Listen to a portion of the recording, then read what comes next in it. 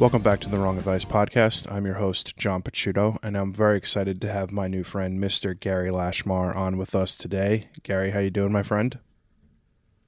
Doing good, man. It's earlier for you than it is for me, isn't it? It is a bit early. This is for sure in the 2 years I've been doing my podcast, the earliest. I'm not complaining. I'm up anyway, but this is my bright and early podcast as exhibited by the wonderful light that you are experiencing. You look great. Thank you. Appreciate it. Can you give a quick introduction to the listeners into who you are? Yes, my name's Gary. So from London, the UK. I've been a photographer since birth, really. It feels like no, probably from the age of about 9 or 10. I've got my first camera, but I'm 50 now, 52. And I've been taking photographs pretty much full on, like almost like as an obsession, I would have thought, since the age of about 29, I think. Mm-hmm. Before that, on and off for years, like I'd get a new camera and then I wouldn't take photographs. Then I'd take photographs, I'd get into it as a little bit of a mini craze. Then I'd leave it for a few years and I'd pick up, I'd get back into it. But pretty much full stop since the age of about 29, although that's a long time ago now. But in terms of making money from photography and like making a living from photography, it's a little bit more recent. So the last 12 years. Okay. So from the age of about 39, 40, I've been making money. I make any money that I do make is made from photography. Yeah. I fucking love that, Gary. As a person who 2 years ago during the pandemic lost his job, was completely rudderless in what he wanted to do or who he wanted to be with his life. Photography came to me at that point, and it's been the greatest gift of my life since. I've been a full-time photographer for 2 years. I can't say I've made that much money. It's been a slow go, but I'm incredibly appreciave for the journey. I'm 37 in a week or 2 weeks, and sort of a very linear, similar path, which gives me a lot of hope to hopefully be sitting where you are one day, 20 years from now. But talk to me a little bit about your journey. So, you're in your late 20s, and what was it about photography that sort of bit you and made you fall in love with it? Well, I'd always been, I hope it don't sound pretentious, but I'd always been kind of a little bit artistic in terms of like what I was interested in from a young age. I wasn't very good at those subjects at school: maths, English, geography, history. But I was always into art. So I was always drawing. I wasn't ever that good at it, but it was always a thing that I love to do. But photography, on and off from a young age. But let's get this straight from the outset. Really, in terms of it benefiting me and my growth as a photographer, in terms of getting to the stage that I'm at now, for what it's worth, in terms of my level of how good I am now as a photographer, which is not for me to say, obviously, but it's I would say really let's just say I picked up a camera from the first time really when I was about 34.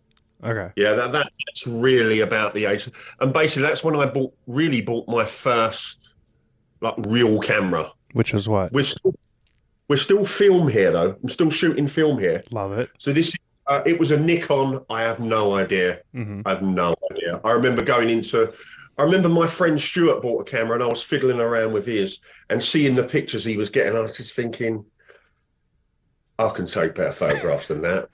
Remember, with no smartphones back then, with cameras on, you don't know you don't know you're a good photographer or a terrible photographer or whatever. Sure. Back then, there was nothing to pick up. Mm-hmm. Now you've always got a camera close to hand. And then still slowly though, then I had a camera, put it down for a bit, but I was taking more and more photographs. I'll tell you the reality of it is, it was when digital kicked in, and I had an old Canon Rebel, a 60D. I think I can't remember the name of it. Yeah. And we call it the old Canon Rebel. It was one of the first digital cameras that was kind of you could take a half decent photograph with this thing. Mm-hmm. And I was one of those for the next sort of 5-6 years. I was one of those annoying guys at weddings who wasn't the actual photographer, but I was kind of just waiting for the bar to open, really, so I could have a drink. But before that, I would take a whole bunch of photographs. So now you're talking, still picking up the camera, putting it down, picking up the camera, putting it down, again for the next few years.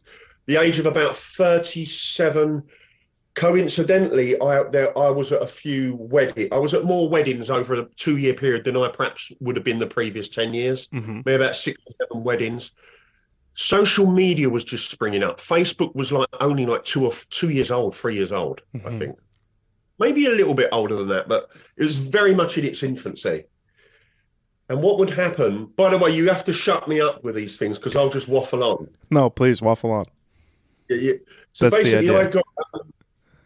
I would be at the wedding. I'd be at a wedding, and I was also getting into shooting a little bit of video. I've been working for an investment bank for the previous 10 years. I wasn't an analyst.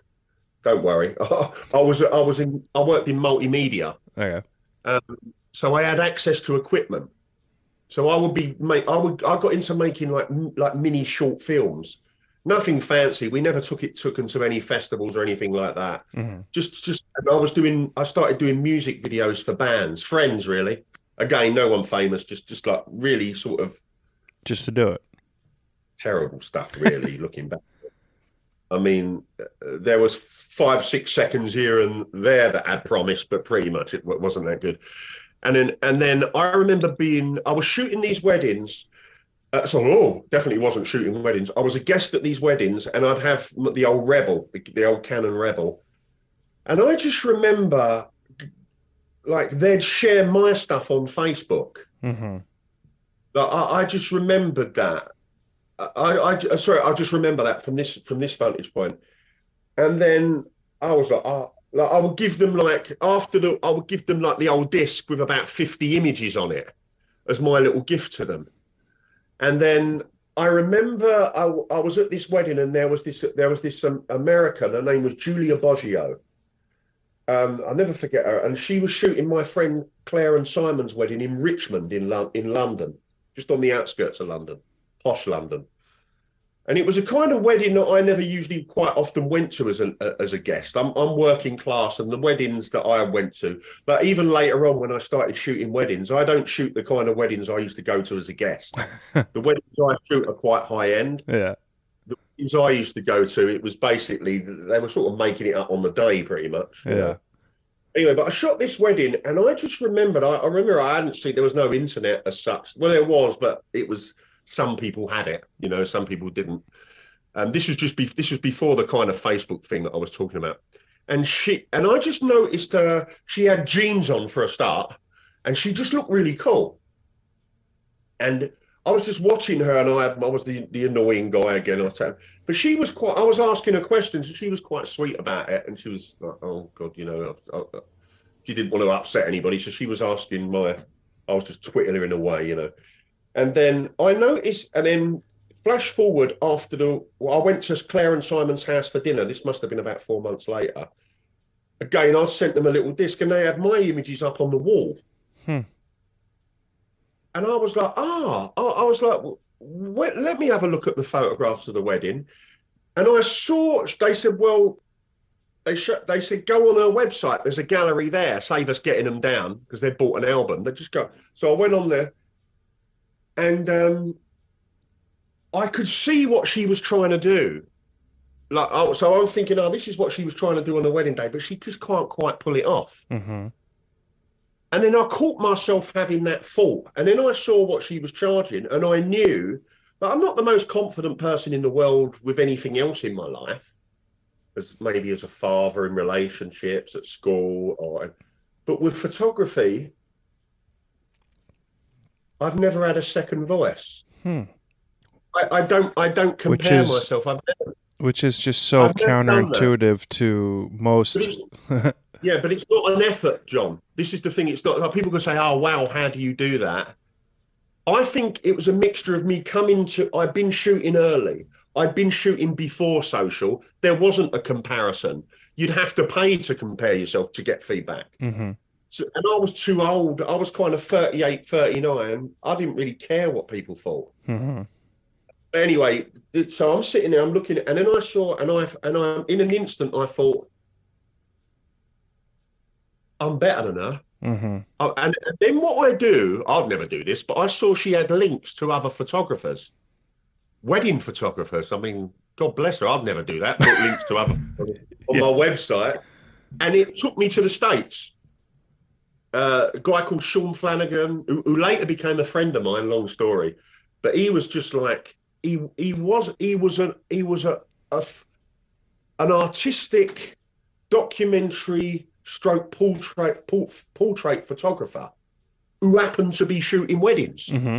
He wasn't like a lot of people who shoot weddings. They just kind of didn't make it in fashion, or they didn't make it in back in the day. Hmm. But this guy, he'd chosen to be a wedding. I did a little bit of research when I went home. He'd chosen to be a wedding photographer because that's where the money was. Hmm.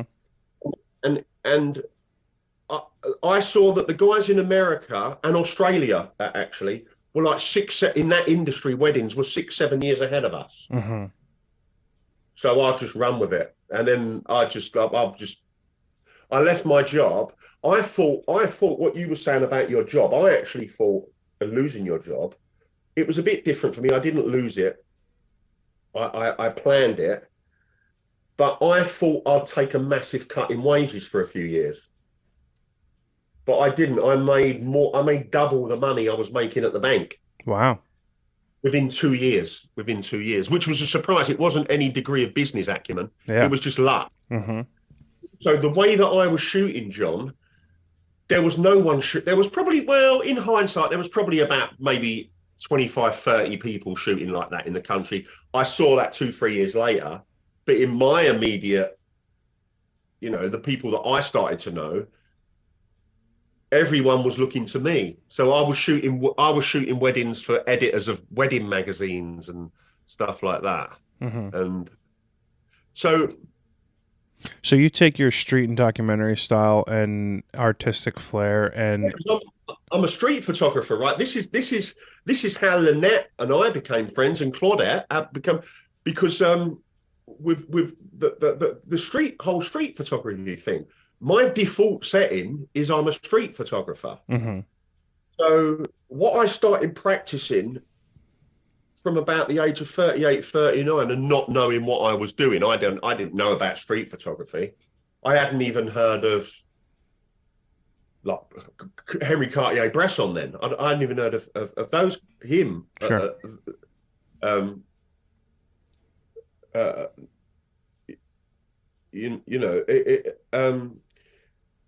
I was practicing street photography. I'd go out 2, 3 times a week and practice street photography.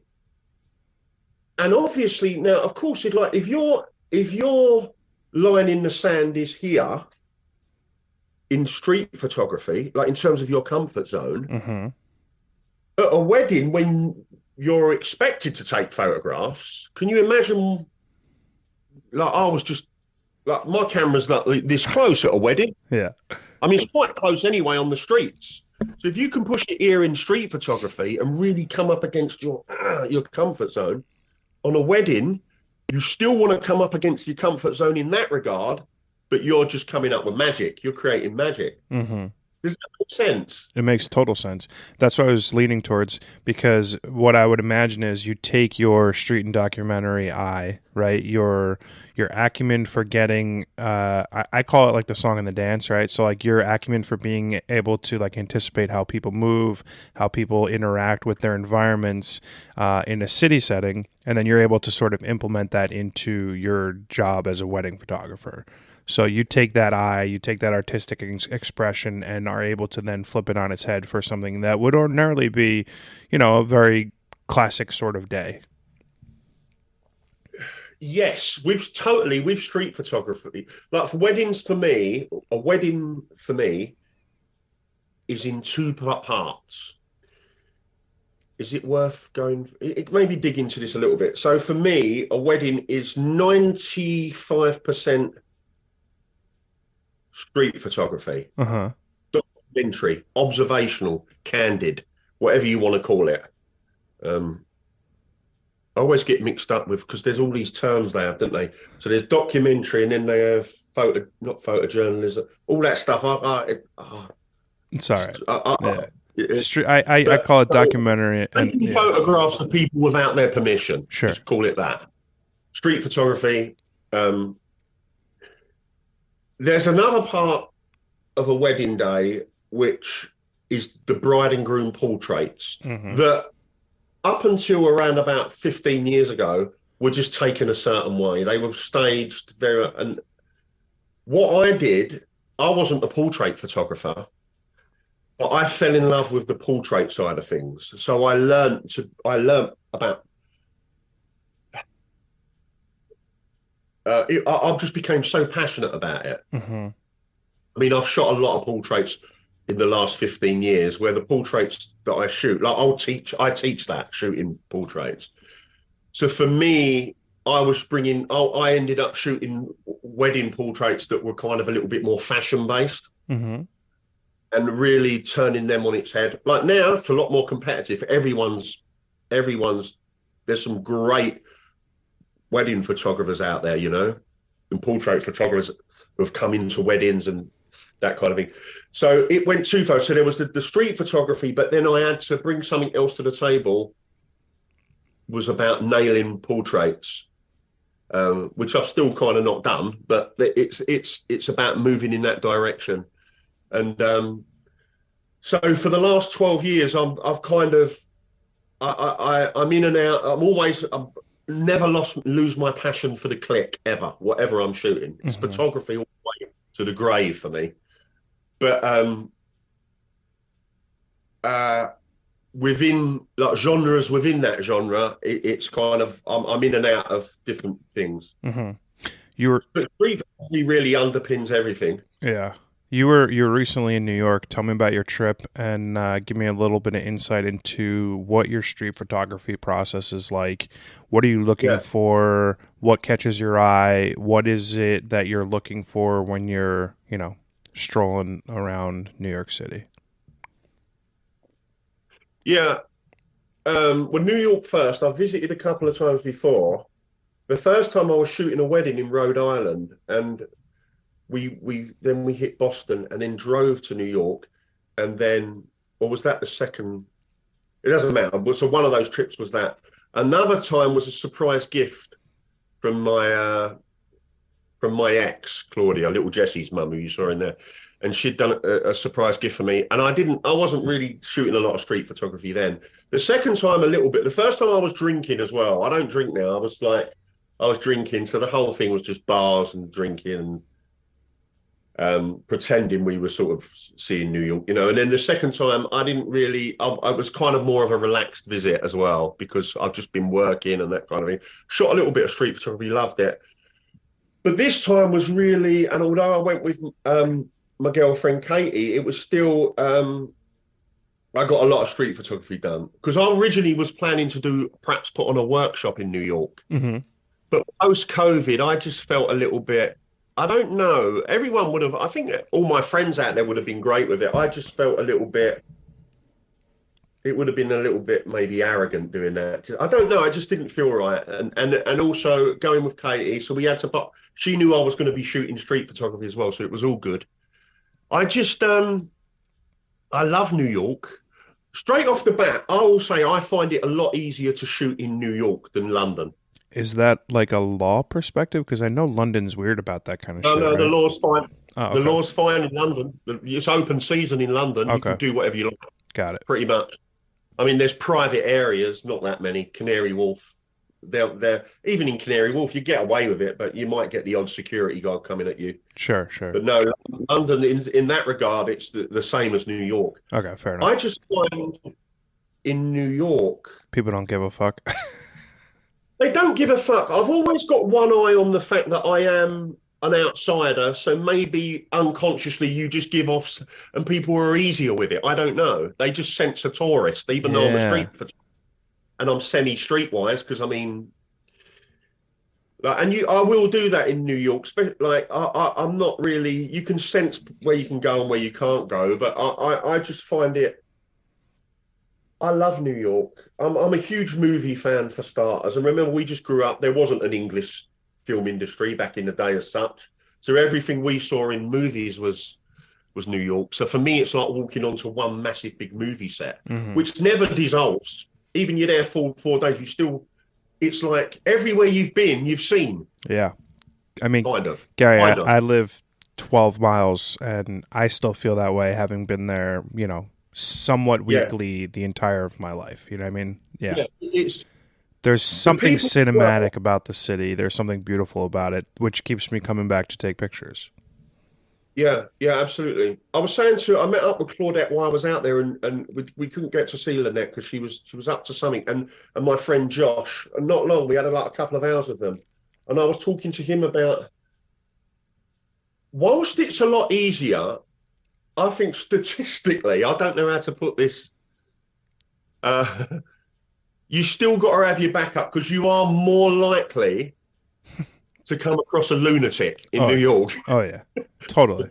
But Now more but so than ever. I didn't, but Yeah. I'm always kind of wary, and I just loved it. Somebody said to me the other day, "I want to talk to you about planning a trip to New York, my street photography." And I didn't do any of that. I kind of know that I want to. Well, what I didn't see last time, because there is that as well. I want to eat. I want to eat in this place. I want to visit this place. I wanted to.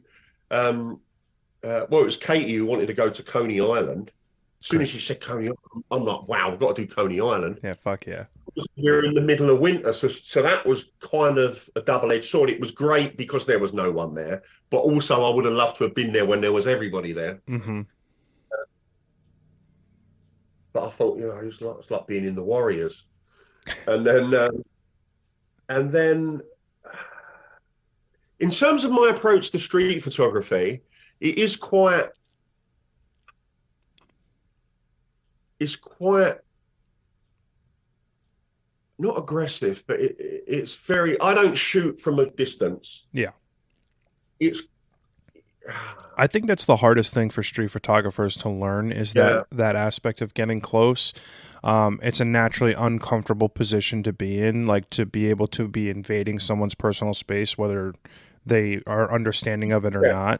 not. But yeah, no, I You think. can't, Go ahead. you can't be a great. I'm not saying I'm a great photographer, but you can't. I look at what I consider to be great or very good photographers. You cannot be. You cannot. Or let's forget about great photography. You cannot take great photographs and always be comfortable. You cannot take great photographs and always get a good night's sleep. You cannot take great photographs and not have a degree of guilt. Hmm. Wow. You can't. For me, it's like, what am I willing? Like so for example, one of my favorite photographers, not actually his photography, I kind of is for me. Like is Bruce Gilden, Oh yeah.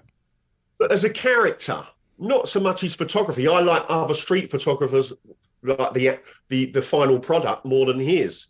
Like I think there's a lot of photographers that I love that if they took on his approach, they'll get a lot better photographs than he would. Yeah. Much better photographs. Yeah. He's. I think people are attracted to his work because of his process, because Yeah. of Who gets he up is. close. Yeah. Like you can be The a not Flash. very yeah, you can be a not very good photographer, or well, I wouldn't say not. You could be a good photographer, and if you take on a certain way of shooting, like I don't think I'm like in terms of the photographers I know, some of my like close friends who are photographers. In terms of the technical side of it, they'll wipe the floor with me, Hmm. but they're not going to get the shots that I'll get. Right. They just won't, because they're like they just won't. Like I think the degree to which you can, like for example, like people talk about like was it the William Klein quote or or was it? No, I don't think it was Klein. Who said that, like, if your pictures are not good enough, you're not close enough. Mm-hmm. To that effect. Which is, I think that statement. I probably said it wrong, but No, I I hope people think get that's this. I think that's accurate actually. But no, Yeah, I agree. I think that's the hardest thing yeah, about street photography is getting that comfort zone and invading someone's personal space.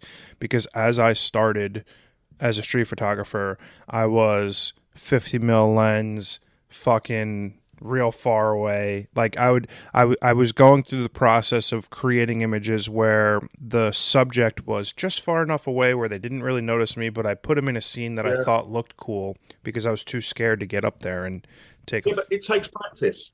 Like, and what happens though, John, if you're hesitant, and you can't help, you're always going to be hesitant. I'm hesitant in my comfort zone. But at the end of the day, my comfort zone, I've worked on it. I'm always at the edge of my comfort zone, Mm-hmm. always. And if I'm shooting for another 20 years, I'll still be at the edge. But my edge, in terms of, like people would say, just starting out, is going to be, Further. in terms of my, like I just feel it's not always either. I don't even think it's always like the best photograph is not always close up. It's not. It's not. For me, you use that as almost like a gauge. Like I use that proximity as a gauge of where I'm at. Like, um, I find as well, you can use fear. Hmm. Like use fear as a way of seeing more. Oh. So what happens? We're out on the streets because it's this fear that keeps us separate. That's what I've seen in my life. It's probably age, something to do with it. Like I've seen, like in my life, well, why didn't I do this? But in that situation, I pushed through, and I had a better time. Like I felt like I remember more. Well, we remember more when we're there. When we're the only things we do remember in our past are when we were present. Mm-hmm. Weren't present, that's why we don't remember everything that we've ever done because we're rarely present. Mm-hmm. We remember the stuff where we was really scared and when we was really happy. And quite often, the happy things, the adrenaline things, are as a consequence of pushing through fear. Ooh. So what I do a workshop based on this. It's called the Dare Photography Workshop. I've been doing it for about 10 years, and the whole workshop is set up to support participants to get on the other side of fear. You talk to people about it and say, oh, well, what's that got to do with photography? Well, this is most people see. This is the thing. Like you see, most people were on this side of fear. Yeah, they've not opened. They don't know what's on the other side. They talk like they do know, but the thing is, they've all read the book, How to Feel the Fear and Do It Anyway, or How to Be Happy in 30 Steps. But they have no idea. That's all intellectual. That's not part of the deal. Like what I've seen is that let's just bring it down to street photography. There's a person across the street, let's just say where I've been in New York in Greenwich Village, and they're and I can see there's a beautiful light spilling from the to the right of, if I hold the camera up, and and they're dressed, but they just look a little bit like they're in a mood, Mm-hmm. like a little bit. They're not necessarily going to appreciate me coming up and taking a photograph. But I don't want to see me, not in this frame. Sometimes I don't mind them looking in the camera, but so I know I need to. If I don't get this shot, I'm gonna be talking to myself for the rest of the day. So and it's horrible, isn't it? It is horrible, isn't it? It's like and then you move across. It never gets any easier ever. No. You move, and then you get the shot. And how does it feel when you get that shot? It just feels The best. yeah. What I've seen then is that everything becomes a little bit more vibrant. Everything, like I see more, like I'm more in sync with the symmetry of life, I suppose. And that's because I've stopped talking to I'm not in my head telling myself, well, I can't do that, I can't do this, I can't get close. It's only temporary, Mm-hmm. but that conversation, it's thinking, it's called, falls away. Yeah. And then, so one of the things that I do when I'm out shooting I know that I don't go out for long. I'm out shooting in New York was a bit longer because I'm in New York, but like I'll go out in town in London. I don't really want to be shooting for longer than an hour and a half, 2 hours, Hmm. really. So I have to speed up that process of being able to see. So what I do for the first 20 minutes is I do scary shit. Like even I know it's most of the time the images are going to be rubbish. No one's going to see them, but I want to get in people's faces a little bit. And because I'm telling myself, oh, don't do this, don't do, and then I wake up, and then I can start working. All right. So you're going to kind of have to shock the system into being able to sort of like free yourself Yeah, to create. That's interesting. You know, it's funny. When I shoot street photography, and Lynette thought I was crazy for this, I listen to music. Do you listen to yeah, music, yeah. or are you like just completely plugged into the scene? And Yeah, I struggle with that anyway. I mean, I love music. I'm a huge music fan. But even when I'm working at home, and unless I'm editing images where you can kind of, you got to be there, but you can kind of, mhm. then I do it. But when I'm out on the street, I've got to be a bit careful, like the way that I shoot. So if I'm in Whitechapel and I've got this, I don't know, I've got a Ennio Morricone track on, yeah, that Love it. or yeah, yeah, but it could lead me into a false sense of security. Yeah. Okay. Fair. Yeah. Do you You're in know a what bit I'm of a saying? So dodgy area, yeah, and I yeah. feel like I'm in a movie, and then all of a sudden, whereas if I'm not plugged in, I'm more in tune with the heartbeat of what's going on, I To be suppose. fair, so I'm a big guy. I'm like 6'1", 230. Like I'm a big guy, and I don't very often feel unsafe in New York City. You know, it's like people try to Yeah, fuck with you. Like I would just scream some expletive at them or tell them to fuck off. You know what I mean? Like I'm not yeah. that worried.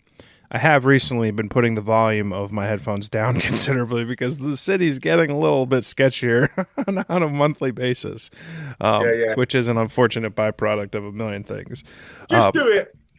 Just do it until it don't work. When it don't work, You mentioned that you started your career shooting film. I'm curious about your artistic process now. Is it mostly digital? Do you still shoot any film? What's that like?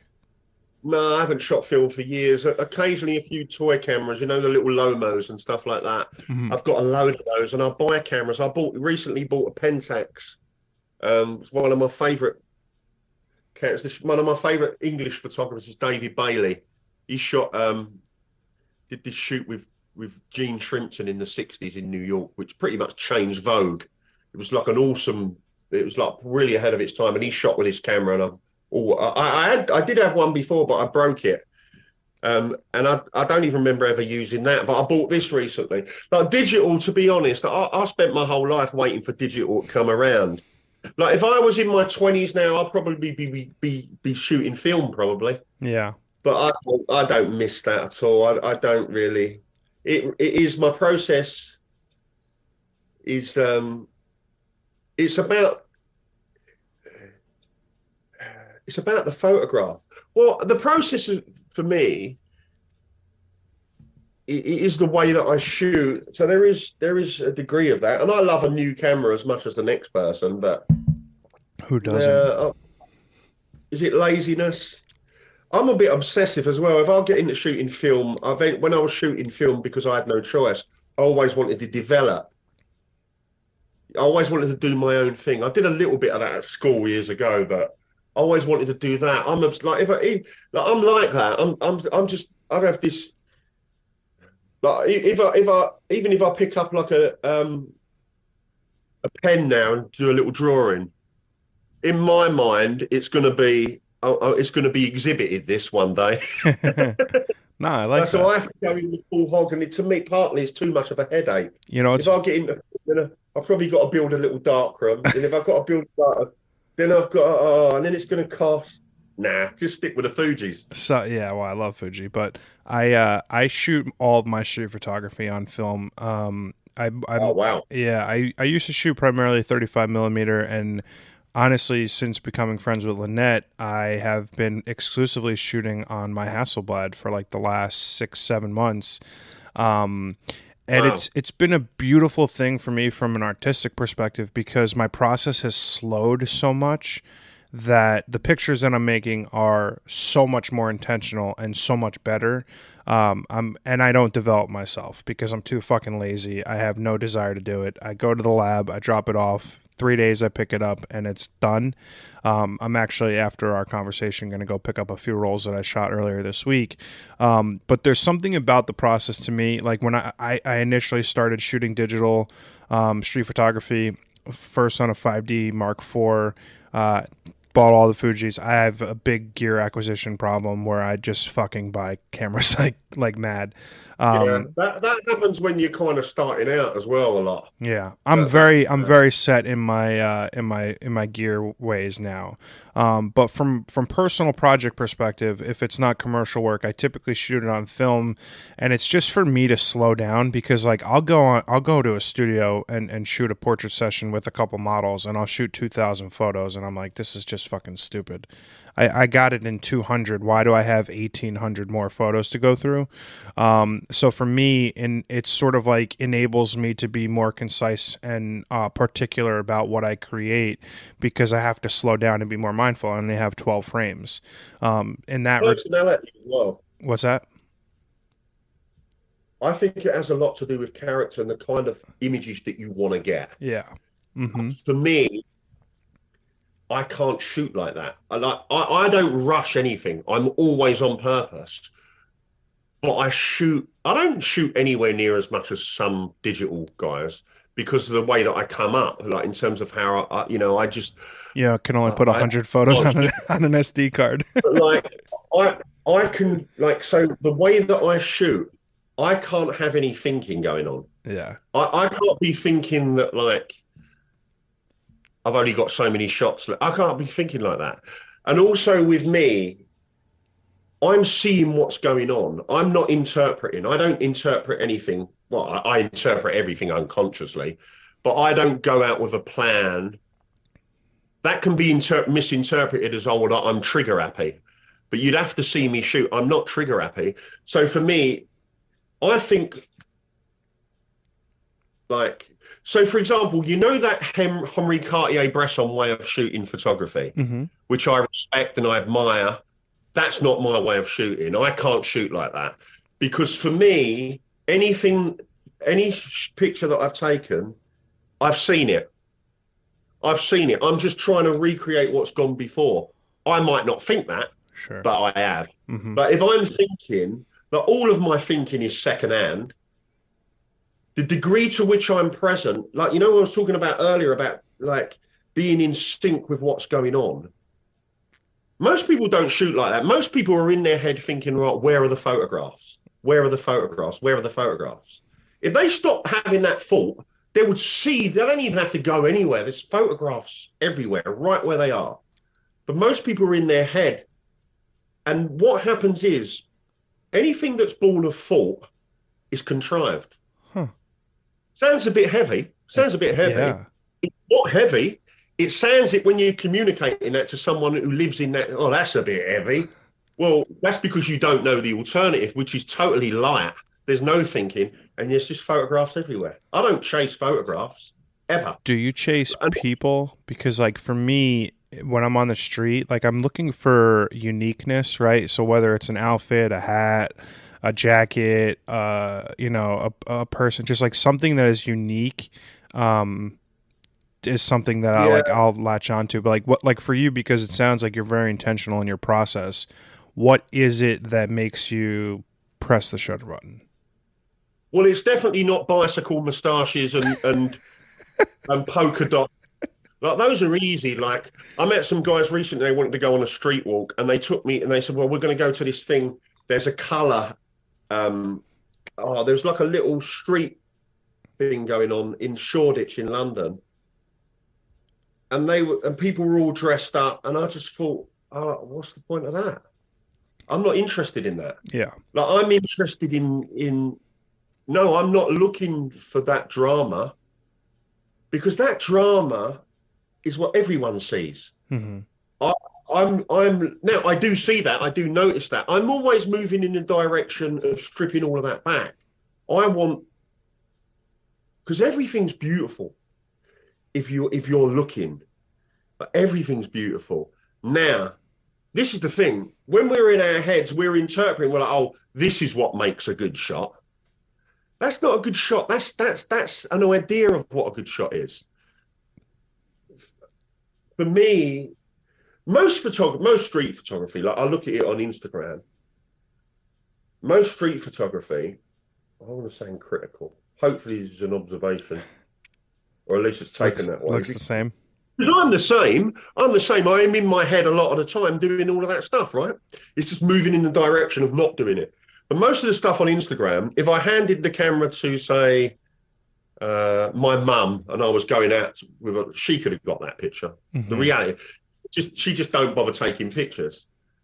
Like, people think street photography is a picture of a person in the street. Well, it could be called that because it's street photography. But we know what we're talking about when we say street photography.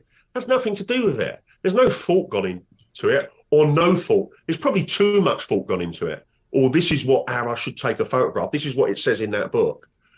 Like, it's very, like, I couldn't shoot film because I'm not good enough. I couldn't shoot street photography and get on film and get the kind of photographs I want. I'm not good enough. Like someone like Gary Winogrand, like, I can edge towards getting his kind of photographs on digital, but never do what he's doing on. Like, my favourite photographer is Don McCullin. Okay. Anywhere near his stuff he got on film, I have to shoot digital. I'd never be able. I just, if I was shooting film, I'm not good enough to shoot film. I just not. I shoot digital and pull the wool over people's eyes. I think you're selling yourself a little short. I mean, I spent a lot of time. Well, I definitely couldn't. I couldn't shoot my way though. Okay, that's fair. That's different though than saying that you couldn't. I'm too stingy. Yeah, well, I'm too stingy. Too much money. Yeah, well, that's different than saying you're not a good enough photographer to do it, because there's no question that you're a good enough photographer to shoot film. There's part of your process that wouldn't translate to shooting film. Sure, fine, but like, skill has very little to do with shooting film, for sure. The downside of shooting film, though, and I hope it's not negating. Is I'm broke. No, the downside of that's that too. But the downside of shooting film too early is that, or maybe not too early. I don't know. Everyone's different. I don't know. I'm making these assumptions, but the downside for me is that I had, because of my age, I had to shoot film. Mm-hmm. I got a friend who's a wedding photographer, and he's an awesome wedding photographer, by the way, one of the best in the world. And his name's Fer Juristi, yeah. And he's an awesome photographer who happens to shoot weddings. There's nothing wrong with wedding photography, you understand, but some people have this thing with wedding photography. But he's an awesome photographer, just full stop. But he shoots weddings. And I did a workshop of his years ago, a one-day thing, when I was like way back, about 10 years ago. And I said, Fer, how many images do you shoot at a wedding? And he said about 15,000. Wow. So after I did his workshop, I thought, I'm going to do a bit of the first stuff. I'm going to shoot as many pictures as I can, and then the wedding will be found in the culling of the images. Now, this is trying to shoot as many as I could. Do you know how many I shot? 1,000. 2,800. Yeah. I shoot at a wedding. I shot a wedding in Amsterdam a few weeks ago, and I did a pre-wedding shoot the evening before, and I shot a whole bunch of street photography for myself. And I shot about 1,400 images for the wedding. My couples get about 400 images, mm-hmm. yeah, because I cut it down. And then and then my street photography, whatever that was. That is, to me, remarkable, because that shows a level of intent for what you're doing that for some reason, when I have my digital camera in my hands, I have a hard time focusing because there's no, I think it's because there's no economic implication to what I'm doing. I can shoot 5,000 photos and it doesn't matter because it's on a fucking card. But yeah, I mean, that's incredible. There's also photographs everywhere. Mm-hmm. Like, I'm not, like, I don't understand it. I don't understand this thing with, like, I have no preference really. Like, I love New York and I feel good because I'm in New York, but I'm not going to get any better shots in New York than I will in London or or even just down the street. Like, Yeah. I'm not. But I think I will, because and also when you're excited, it's that thing again, John. When I'm excited, I see more. I see more. Like when I'm like in like if you like when I'm at home, like so if you came into my living room at home, you would see things that I've forgotten about years ago. Hmm. And vice versa, if I came into your environment, there's stuff that you would have forgot about months ago or years ago. Like you'd notice stuff. What we do, right, as people, even us photographers, like what we do, we go into a new environment, and because we're uncomfortable, we want to make it as familiar to ourselves as possible, as soon as possible. Like you go on holiday, vacation, right? Go on holiday for 2 weeks. Oh, where's the bathrooms? Where's that restaurant? And then because we want to put it in a box, Hmm. once we put it in that box, we stop looking. We stop looking. So like in your house, like if you stop for a second now, like and look around, you don't like you can see stuff that you've forgotten about for like months. You haven't even taken into account because we should. That's what we do. Well, as street photographers, we shouldn't be doing that. Or as photographers, we should be constantly moving in the direction of coming from that fresh place. It's difficult. It's very difficult to do. It's what all of those guys spend years sitting in caves, sniffing their belly button, doing all of that stuff, trying to get into that space. Yeah. You should come and do my workshop, mate. I'll fast track that. You don't have to be going in no caves. I'll just shot people into it. I love that. Um, I really do. Talk to me about like how your life impacts your art. I know when I'm going through shit, whether it's a breakup, whether it's good times, bad times, my photography will directly like it will reflect what I'm feeling. Yeah. In your own personal experience, how does your mood, how does what's going on outside of like the street or whatever you're shooting factor into your art process? I'll tell you, one of my favourite filmmakers, a lot of people's favourite director, Quentin Tarantino. Mm-hmm. Yeah. Not necessarily my favourite films. Some of his are. At least one or two would be in my top 20, maybe Pulp Fiction. But I remember him saying, like in terms of his writing process, and I think this applies across the board to any art form, is like how you're feeling on that day. If you don't allow that to inform what you're doing, your creative thing, then you're not telling the truth. Ooh. That it might be that that's not a thing. I don't want to get too heavy with that. I don't think about that at all, but I definitely don't stand in the way of that happening. Not that I know of. Like I'm sure it does. I've never looked at back at my work and said, oh, on that day I was feeling like that, or. But I'm a photographer. Like, there's two kinds of photographers for me. There's the kind of photographer that only ever picks up a camera when they're working. The street photographer, Martin Parr, he's like that. He'll only ever pick up a camera when he's working. One of my best friends, my ex, Jesse's mum, Claudia, she really only picks up a camera when she's working. I'm not good enough to do that. I'm not being falsely modest. I'm not. I just can't. I've always got a camera to hand. I don't think there's probably not a time in the last 20 years where I've gone a week without taking a photograph. And especially now we've got these things like. Yeah. But yeah. Yeah, I don't mind taking photos on iPhones. I think, and I'm very similar to you. I don't think I'm a good enough photographer to not be taking photographs all the time because I don't think you can get better without practicing your art, right? It doesn't have to be photography. It could be anything. You're not going to become a better musician by not playing music. Yeah. So I agree with you a lot.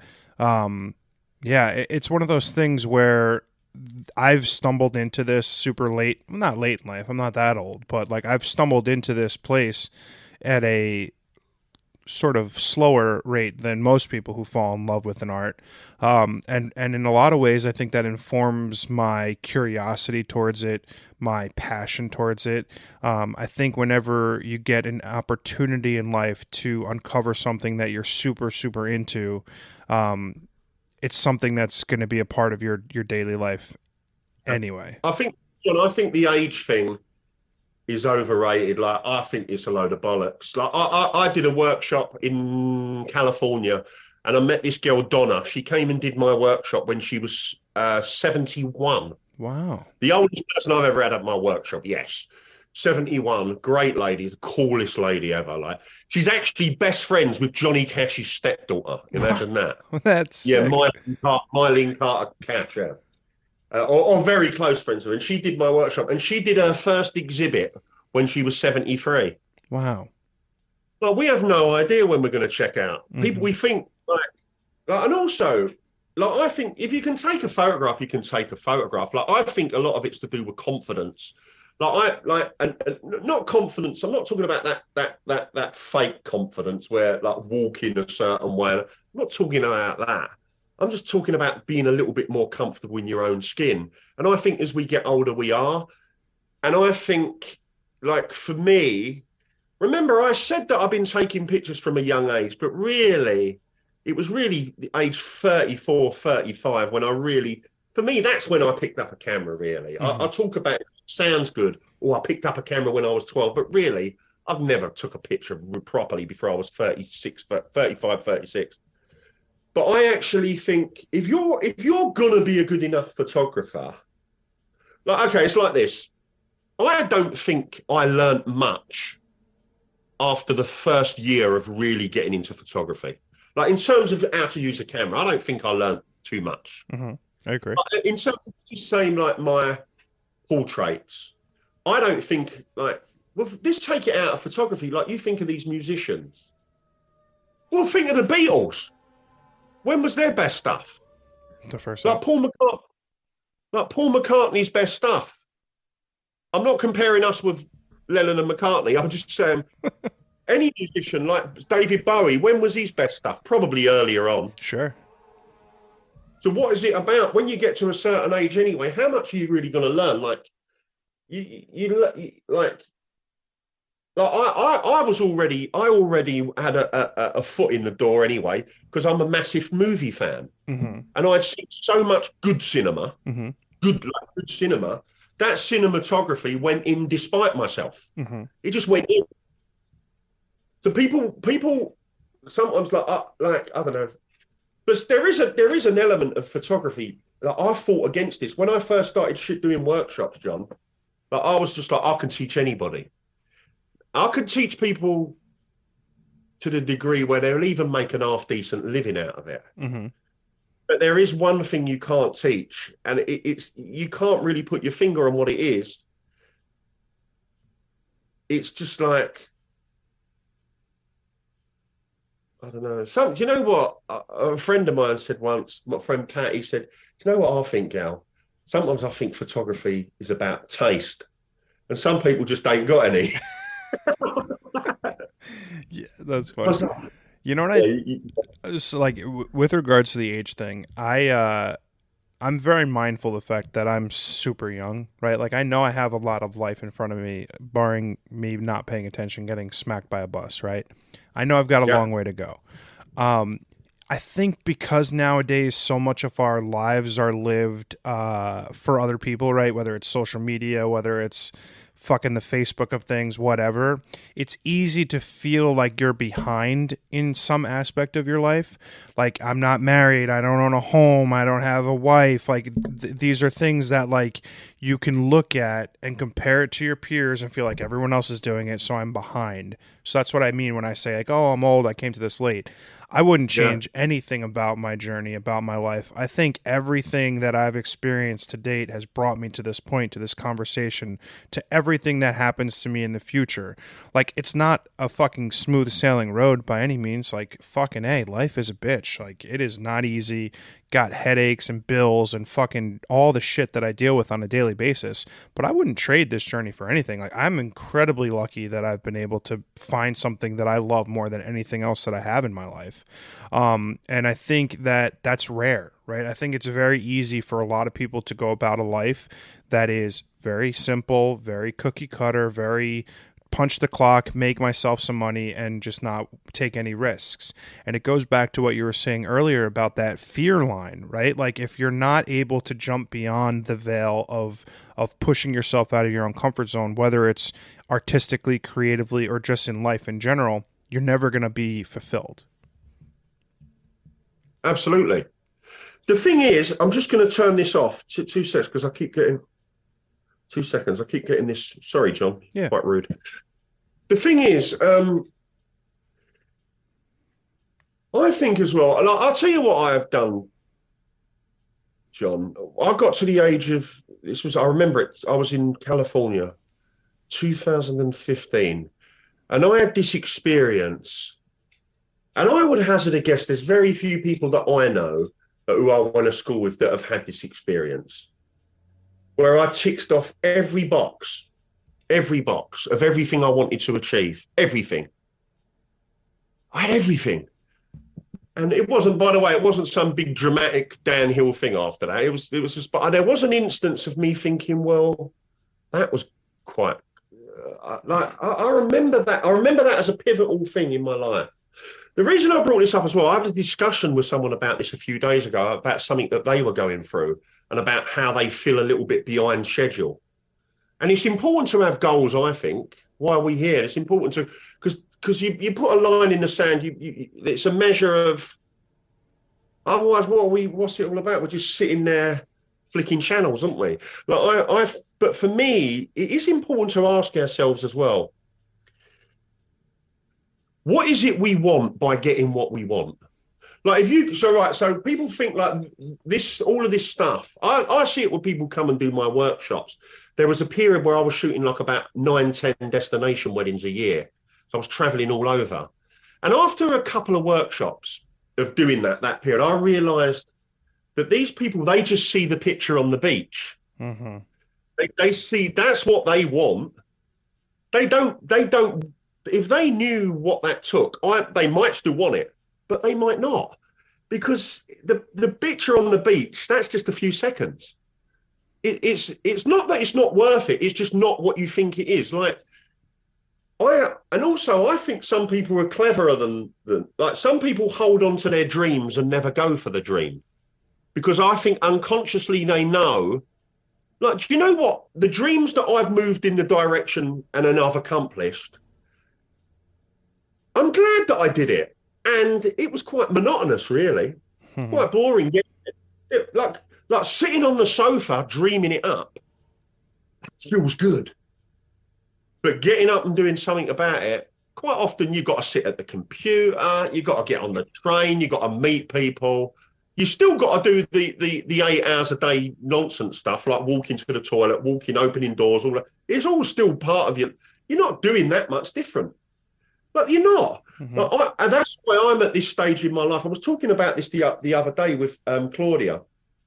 Claudia, yeah. And she said, well, and I said, life for me now is a bit of a game, really, an enjoyable game. I don't really care really too much what I do. I'm not really that bothered.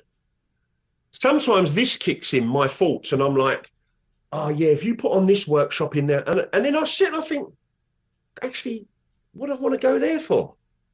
Do I want to go there, or do I just think I do? I think it's great having those dreams, but I'll tell you what to do, right? Sit with them for a bit and play it out.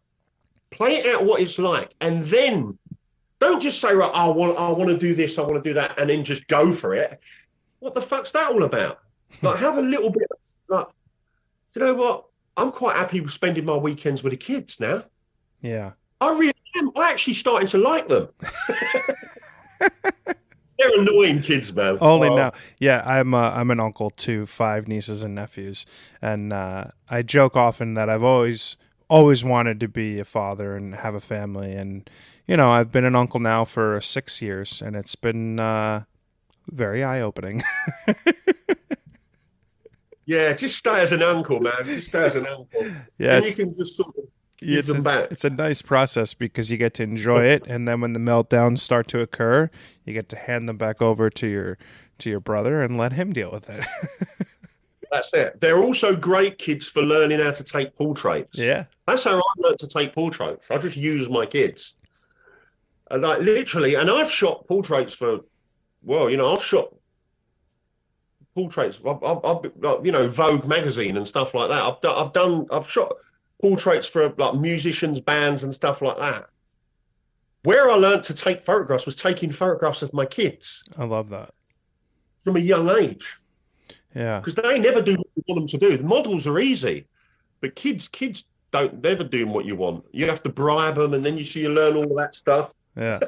I mean, I'm going to be a little bit biased in what I'm about to say. I've enjoyed this conversation thoroughly, and I think you're like a very pragmatic, wonderful person.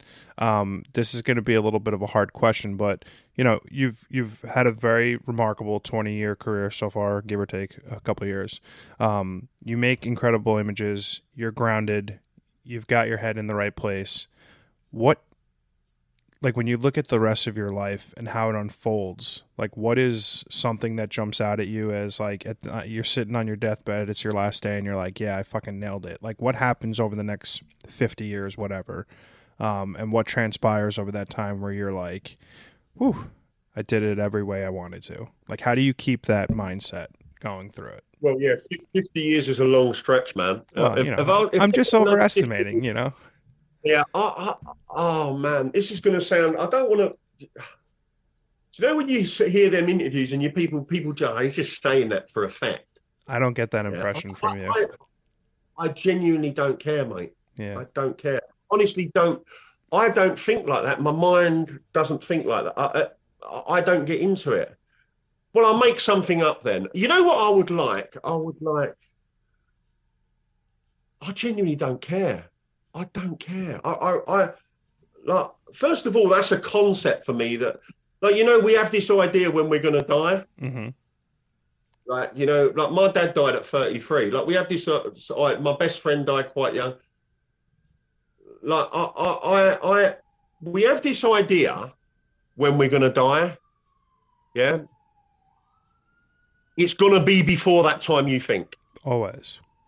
Yeah, it will be before that. It won't be sitting by a swimming pool, yeah, with your new 22-year-old bride with like, do you know what I mean? Yeah. Having won the Mega Millions, yeah. 24-pack of Stella, champagne, it won't be like that, will it? It won't be like that. But I don't know, I think, oh God, I've got to say something of, I don't know, I just like, if I'm on my deathbed, a few of me kids there, that'll be cool. Yeah. That's it. I know it's a bit corny, but I don't care. Like this photography thing, like who's going to remember this in like even if you become like a Van Gogh, and then you become famous, like you won't be there. Yeah, no. I won't be there. Yeah, it's funny. I'm not religious. I'm not religious in any way. So as far as I'm concerned, when you go, that's it. Mm-hmm. Well, I don't really feel probably a bit more of an agnostic. I don't really think about that stuff. I don't think about it too much. It's not that I don't. It's funny. For a long time, the last question I asked people on the podcast was like, "What do you believe in an afterlife?" I asked that question a lot for a lot of episodes. I love all that though. Yeah, it's funny. I think you reach a certain age, somewhere in your early 30s, where what happens with the rest of your life is more or less in your control, right? Like you've learned enough about life where you can create things for yourself that you want, whether that's a family, a career, whatever, right? You've learned enough in your 20s to be able to put those life experiences into practice. And for me, especially in these last 2 years, having gone through all of the shit that I've dealt with losing my job, fucking the pandemic, all of this stuff, it puts into perspective, like you said, when I'm checking out, the only thing that's going to matter is the people who are around me. And that's what you learn as you get older in life, because those are the only things that are irreplaceable. It's time with your family and time with your friends. It's not that important, photography. It's not that important. But even if it is important, like, so for example, say you become the most famous photographer on the planet. Well, is that the most important thing though? I don't think it's still not the most important thing. It's photography. Yeah. We didn't even come up with it. Some geezer come up with this like a couple of 100 years ago. The thing with the afterlife thing, I don't not believe, like, you can't believe something you don't believe.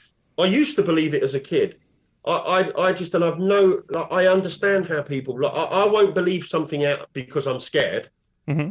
Just onto it because, but I absolutely, I've had some incredible, like, what you call it, like spiritual experiences of being connected, mm-hmm. like being, like, where I'm thinking, where almost like I know for sure that there's a certainty that when I die, it's all great. But there's not, Burt Lancaster is not sitting up there with a big beard waiting to welcome me. Yeah. I don't get up that Yeah. stuff. No, it's funny. My thought process ultimately, what it boils down to is like, I don't think there's like a big party in the sky somewhere and we're all just like having orgies in outer space or some shit, right? It's not like a party in a cloud, right?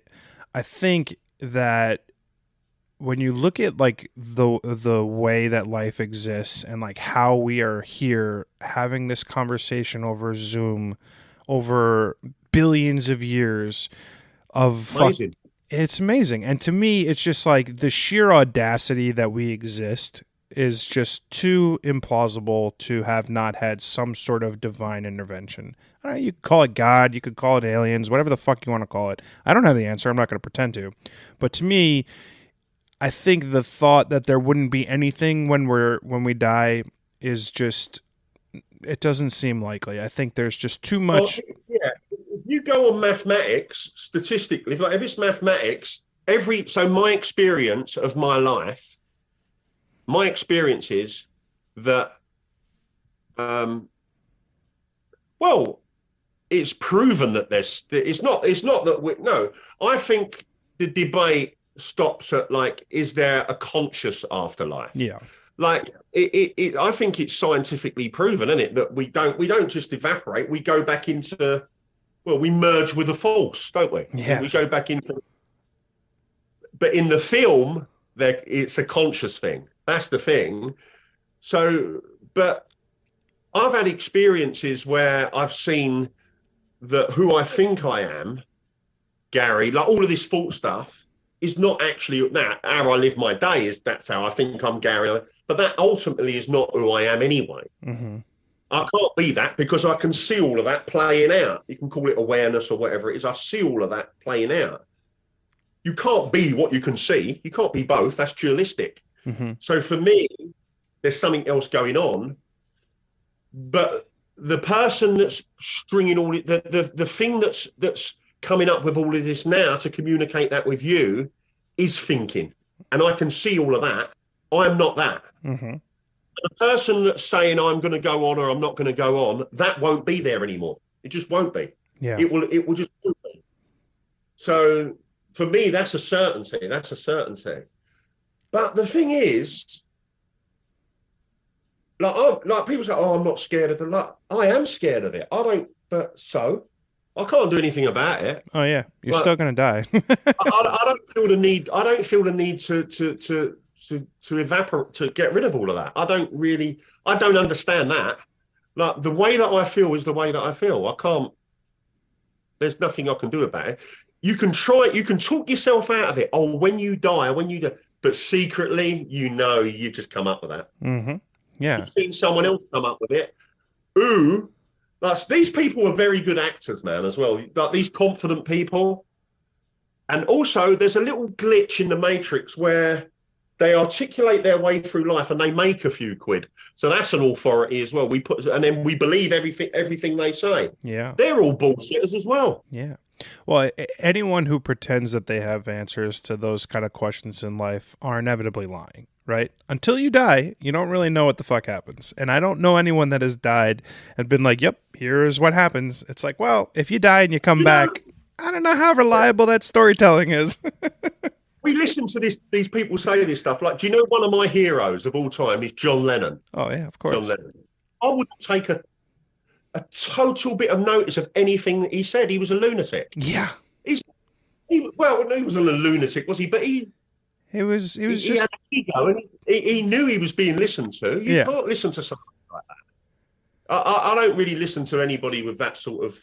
But I even say at my workshop, and it's a tiny little workshop with like about the most I get in there is like 20 people.